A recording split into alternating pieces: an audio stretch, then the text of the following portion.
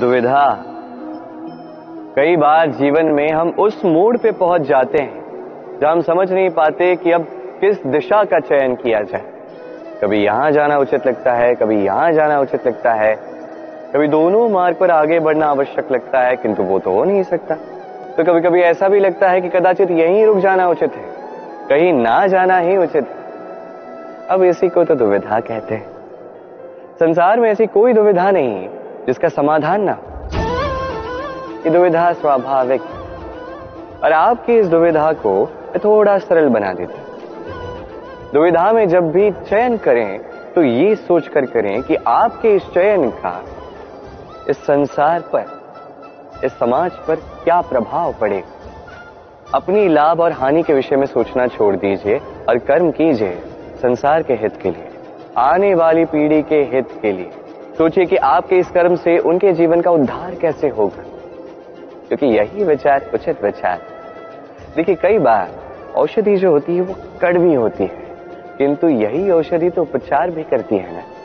उसी प्रकार आपको भी इस दुविधा में कड़वे चयन करने पड़ सकते हैं, जो कठिन चयन होंगे, जो कठिन समय ला सकते हैं। किंतु यदि ये चयन धर्म संगत है, यदि इसे संसार का हित होगा, तो यही चयन उचित चयन। मनुष्य की एक विशेष प्रवृत्ति होती है, वो कभी स्वयं से संतुष्ट नहीं रहता, कभी स्वयं से प्रसन्न नहीं रहता। जो है उससे अधिक पाना चाहता, जो पा लिया उससे आगे बढ़ना चाहता, अपने जीवन में बदलाव, परिवर्तन लाना चाहता। और ये प्रवृत्ति संसार में सबसे महान है, क्योंकि इसी प्रवृत्ति के चलते संसार में विकास होता है। किंतु इस बदलाव के लिए मनुष्य उसकी खोज में रहता है जो उसके जीवन में बदलाव ला सके, उसे मार्ग दिखा सके, उसके जीवन में परिवर्तन ला सके। और इसके लिए मनुष्य संसार भर में उसे खोजता है जो उसके पास है।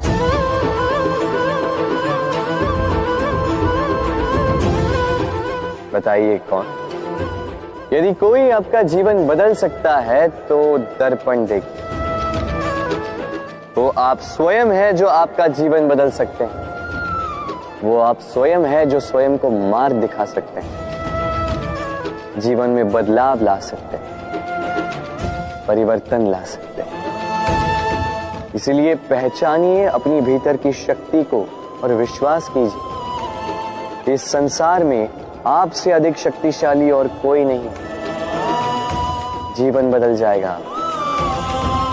और अंधविश्वास का नहीं, आत्मविश्वास का हाथ थामिए, आपकी समस्याएं स्वतः दूर हो जाएंगी। सफलता और असफलता। मनुष्य का जीवन इन्हीं दो पहियों पर चलता रहता है, इसी के आसपास मंडराते रहता है।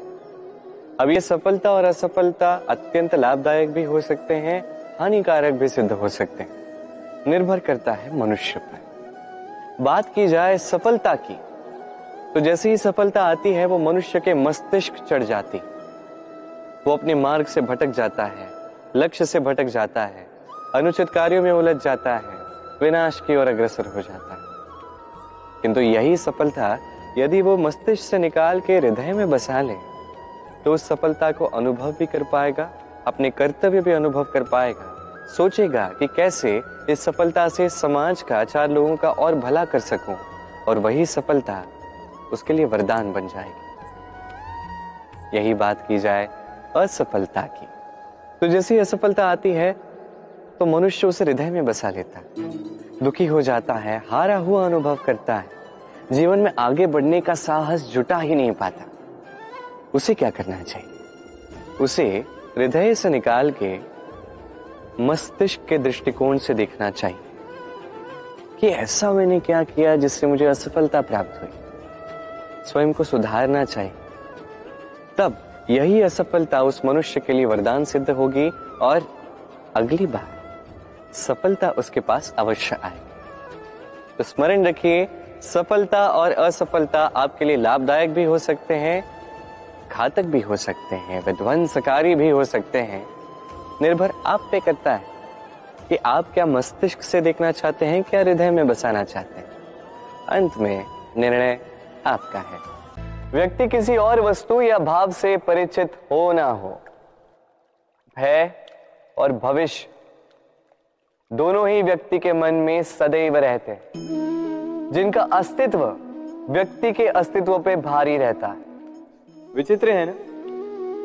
वह वो है जिसे आप नहीं जानते, जो अनजान है, और इसी कारण आपको भय लगता है कि ना जाने क्या होगा।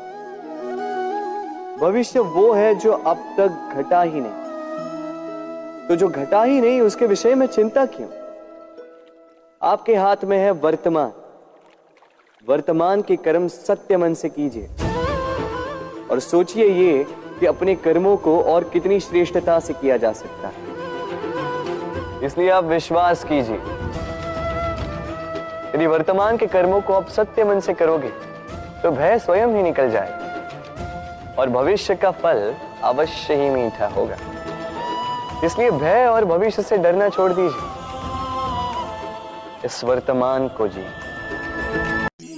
इस कील को देख रहे हैं, इसका आकार कितना सुगम है और इसी आकार के कारण इसे बड़ी सरलता से दीवार में ठोका जा सकता है। किंतु जब आप इस कील को पुनः दीवार से बाहर निकालते हैं, आप देखेंगे कि वहां एक चिन्ह रह जाता है। अब इसी की भांति होते हैं हमारे कहे कड़वे शब्द। जब हमारे मुख से ये कटाक्ष निकलते हैं, ये व्यक्ति के मन को आहत कर ही जाते हैं।